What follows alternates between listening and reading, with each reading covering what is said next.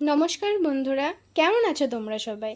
আজকে আমি চলে এসেছি তোমাদের সাথে আরও নতুন একটি চাকরি বিজ্ঞপ্তি নিয়ে আলোচনা করতে, যেটি কিন্তু প্রকাশিত হয়েছে এসএসসির পক্ষ থেকে। তো এসএসসি কিন্তু প্রতি বছরের মতো এবছরেও তার স্টেনোগ্রাফার গ্রুপ ডি এবং সির পোস্টের জন্য কিন্তু এখানে নোটিফিকেশান বের করে দিয়েছে। এবং তোমাদের কিন্তু যাবতীয় সব তথ্য আমি ভিডিওর মাধ্যমে দেব, যে এখানে নোটিশে কি বলা রয়েছে, তোমাদের এজ লিমিট কি কি, এডুকেশনাল ক্রাইটেরিয়া এবং তোমাদের স্কিল টেস্ট, এবং তার সাথে এক্সাম প্যাটার্ন এবং সিলেবাস নিয়েও কিন্তু তোমাদের সাথে আমি আলোচনা করব।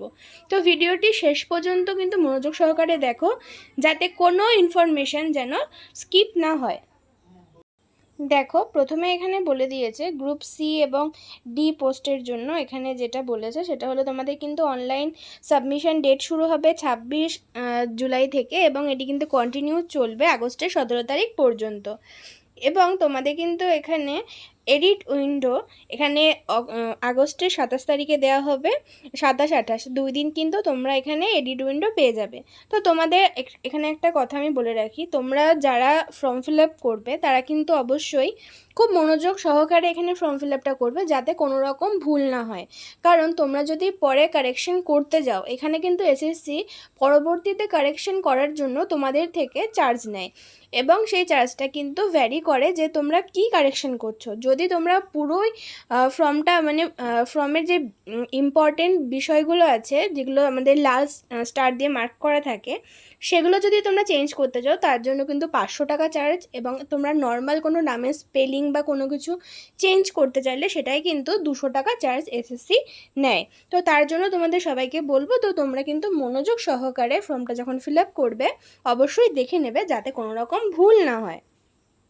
এবং তারপরে যেটা আমি বলবো, তোমাদের পরীক্ষাটা কবে হবে বলছি, পুজোর পরে হবে, অক্টোবর নভেম্বর, অর্থাৎ অক্টোবরের শেষে এবং নভেম্বরের শুরুতে তোমাদের কিন্তু এই পরীক্ষার শিডিউলটা পুরো পড়বে।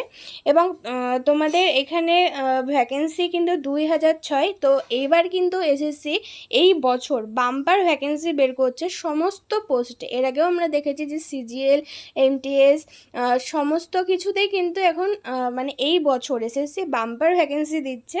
তো তার জন্য তোমাদের বলবো যে পরবর্তীতে এরকম সুযোগ আর কবে আসবে জানা নেই, তার জন্য কিন্তু সবাই ভালো করে প্রিপারেশন নাও, যাতে তোমাদের এখানে সিলেকশনটা হয়ে যায়। তো এখানে গ্রুপ সি এবং ডি পদে তোমাদের আবেদন তোমরা করতে পারবে।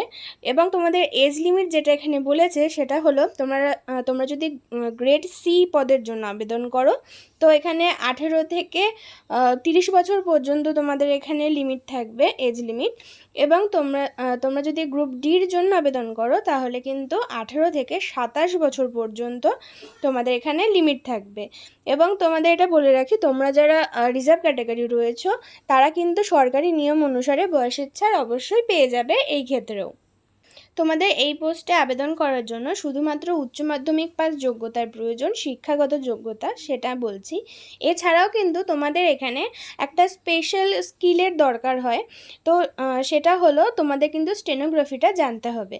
এবং এই পরীক্ষায় একটা যেটা স্ট্রং পয়েন্ট আছে, একটা যাদের ম্যাথ খুব একটা ভালো নয়, তারা অঙ্কে দুর্বল, তো তাদের জন্য বলে রাখি এই পরীক্ষায় কিন্তু কোনো রকম ম্যাথ দরকার হয় না, শুধুমাত্র রিজনিং, জিকে এবং ইংলিশের উপর কিন্তু তোমাদের এখানে কাট অফ হয়, এবং পরবর্তীতে স্কিল টেস্ট অনুযায়ী তোমাদের এখানে নিয়োগ করা হয়। এবং এই পোস্টে কিন্তু কম্পিটিশন খুব কম থাকে, কারণ স্টেনোগ্রাফি কিন্তু খুব একটা সহজ শেখা না। স্টেনোগ্রাফি একটু হার্ডই বলতে হয়, সবার জন্য সহজ নয়। এবং অ্যাপ্লিকেশন ফিস যদি এখানে বলি, সেটা হলো 100 টাকা কিন্তু তোমাদের পে করতে হবে। এবং তোমরা যারা মেয়েরা রয়েছো এবং তোমরা এসসি, এসটি, পিডাব্লিউবিডি এবং এক্স সার্ভিসম্যান ক্যাটাগরি, তাদের কিন্তু এখানে কোনো প্রকার কোনো ফিস এখানে লাগবে না। আর এই যে দেখো, তোমাদের যে স্টার দিয়ে আমি মার্ক করে দিয়েছি, এটা কিন্তু আমি প্রথমেই তোমাদের বললাম যে ফর্ম ফিল আপের সময় অবশ্যই মনোযোগ সহকারে ফর্ম ফিল আপ করবে, কারণ পরবর্তীতে কারেকশন করতে হলে কিন্তু এসএসসি তোমাদের থেকে চার্জ করছে এই যে 200 যেটা আমি বললাম এবং 500, এইটা কিন্তু কারেকশন তোমাদের রয়েছে। ফার্স্ট টাইম কারেকশন করলে 200 এবং সেকেন্ড টাইম মানে 2বার কারেকশন করলে 500 টাকা এখানে তোমাদের চার্জ দিতে হবে। এবার চলে আসি পরীক্ষার সেন্টার। পরীক্ষার সেন্টার আমাদের ওয়েস্ট বেঙ্গল থেকে তোমরা যারা অ্যাপ্লাই করবে তাদের কিন্তু শুধুমাত্র কলকাতাতে এক্সাম সেন্টার রয়েছে।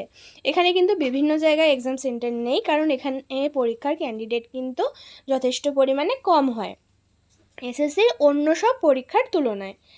এবং তোমাদের এই সিলেবাস বলবো আমি। দেখো, সিলেবাস প্রথমেই বলেছি, তো যারা ম্যাথে দুর্বল তাদের কিন্তু এখানে খুব একটা প্লাস পয়েন্ট রয়েছে, কারণ এই পরীক্ষায় কোনো রকম অঙ্কের প্রয়োজন হয় না। এবং তোমাদের এখানে মোটমাট 3টে সাবজেক্টের উপর বেস করে কাট অফ তৈরি হবে। জিকে, রিজনিং এবং ইংলিশ, প্রতিটাই 50-50, কিন্তু ইংলিশে থাকছে 100 নাম্বার। তো এইখানেই হলো মেন তোমাদের এখানে কাট অফটা হবে।